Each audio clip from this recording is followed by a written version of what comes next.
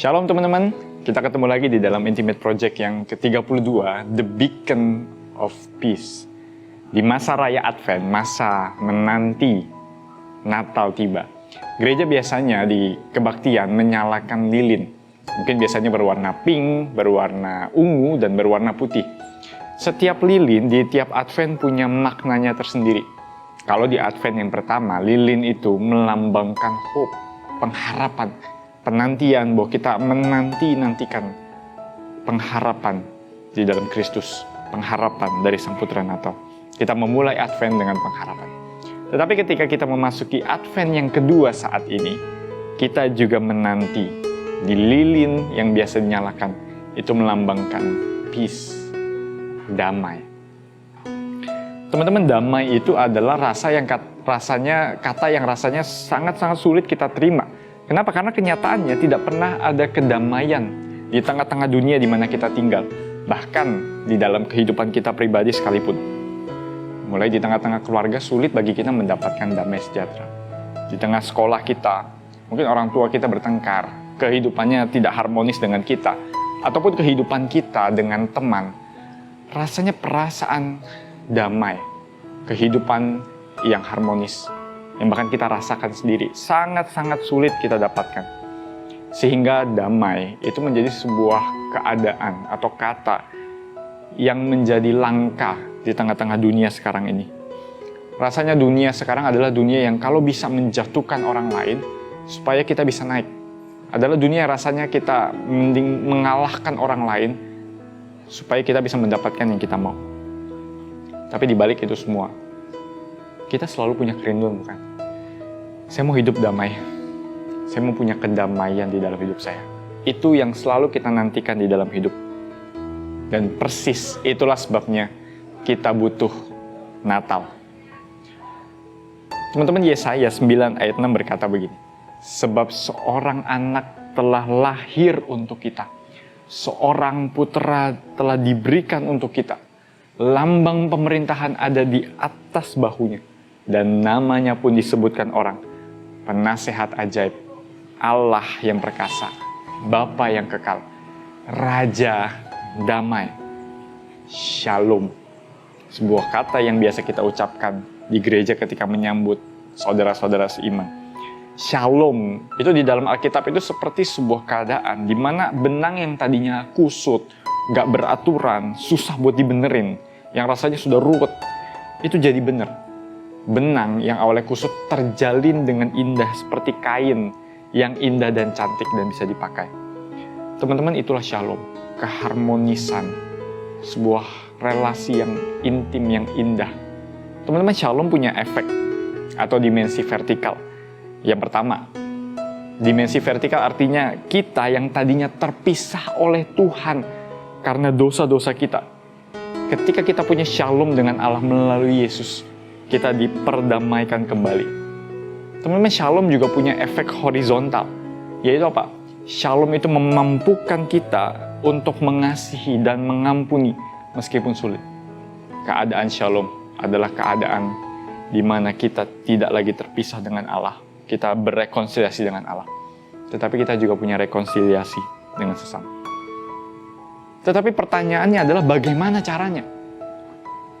Caranya adalah melalui Sang Putra Natal, Yesus Kristus. Teman-teman, ketika Yesus lahir di tengah-tengah dunia, dunia sedang dalam kondisi kacau balau dan berantakan. Dunia sedang dalam kondisi yang tidak ideal, semua tidak harmonis. Tetapi di tengah dunia yang berantakan, kacau balau, tidak ada shalom. Tuhan menunjukkan kehadirannya melalui bayi Yesus yang menyatakan terang di tengah-tengah dunia ini. Teman-teman, ibarat dunia yang sedang kusut benangnya, Tuhan campur tangan. Bahkan di tengah ketidakharmonisan manusia masih menolak Yesus, masih bahkan memburu Yesus sejak dari masih bayi, diburu oleh Herodes. Bahkan sampai akhir hidupnya, seakan-akan hidup Yesus itu tidak harmonis. Sampai akhirnya hidup, dia harus mati, dihukum mati. Tapi justru di sinilah pengharapan kita. Yesus menunjukkan shalom dengan mengambil tempat kita yang chaos, yang berantakan, yang tidak ada harapan. Dan melalui salib itulah dia mendamaikan engkau dan saya. dengan jalan mengorbankan dirinya sendiri dan mengambil tempat kita, di mana kita tidak ada damai.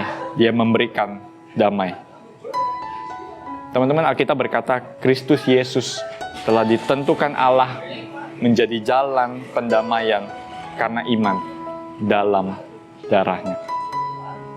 Teman-teman, di tengah tidak adanya damai, maukah kita sekali lagi berharap dan datang di Minggu Advent ini kepada Raja Damai yang lahir itu?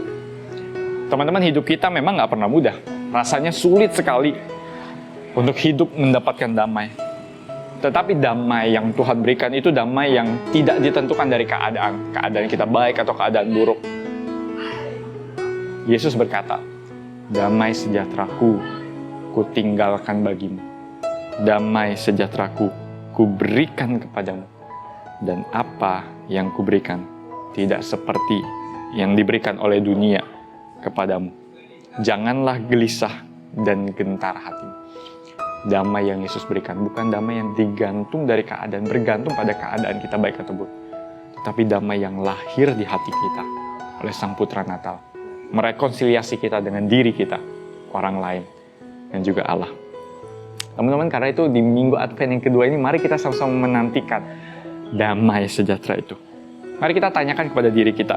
Pertama, di dalam kehidupan kita, keluarga, teman, maupun relasi-relasi lainnya, apakah kita bisa merasakan damai atau shalom? Apakah kita mendapatkan itu di dalam kehidupan kita? Dalam hal apa saja mungkin kita merasakan shalom? Atau kalau belum mendapat, atau kita tidak merasakan itu, kenapa?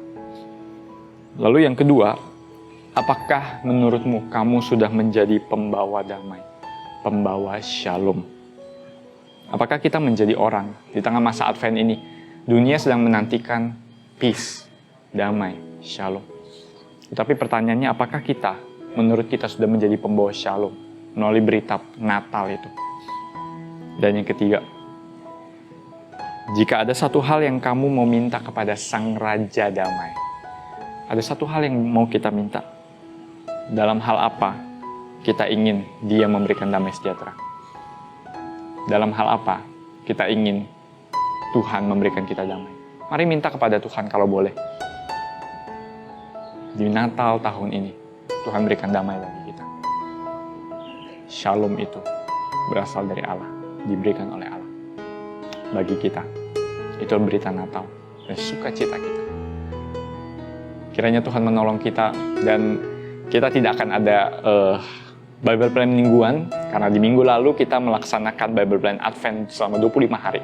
Dan teman-teman masih bisa ikut di sana, kita bersama-sama menantikan Natal di masa-masa seperti ini. God bless you all.